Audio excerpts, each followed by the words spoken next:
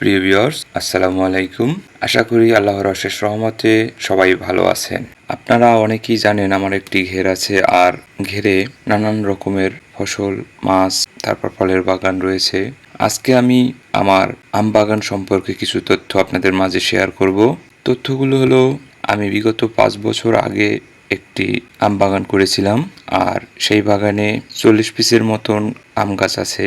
আমি যে বছর আম গাছগুলো লাগিয়েছিলাম সেই বছর প্রতিটা গাছই প্রায় ফলন হয়েছিল, কিন্তু পরের বছর থেকে শুরু করে 4-5 বছর ধরে গাছে আম হয়নি। আর তাই বিভিন্ন টিপস বা বিভিন্ন জনের পরামর্শ নিয়ে আমি আমার গাছগুলোর ঢালগুলো কাটিং করে দিয়েছিলাম। কিছুদিন পরে সেই কাটিং করা গাছগুলোতে নতুন পাতা গজিয়েছে, আর গজানো পাতাগুলো পোকামাকড় ছিল, যার জন্য আমি পোকামাকড় দমন করার জন্য কীটনাশক ব্যবহার করি, যাতে নতুন পাতাগুলো নষ্ট না করতে পারে। আর বিশেষ করে 4-5 বছর ধরে আমি বাড়িও ছিলাম না, যার জন্য গাছগুলোর কোনো পরিচর্যা করা হয়নি।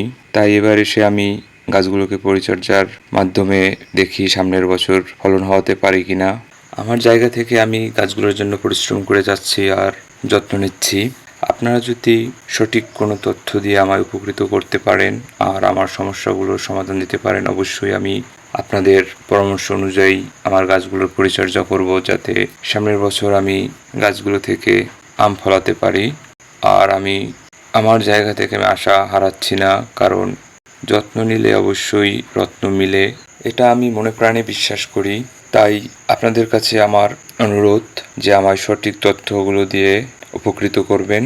আর আমি আপনাদের সঠিক তথ্য পেয়ে যদি উপকৃত হই, তাহলে অবশ্যই আমি আপনাদের বাসায় আমার আম বাগানের আম পৌঁছে দেব ইনশাআল্লাহ।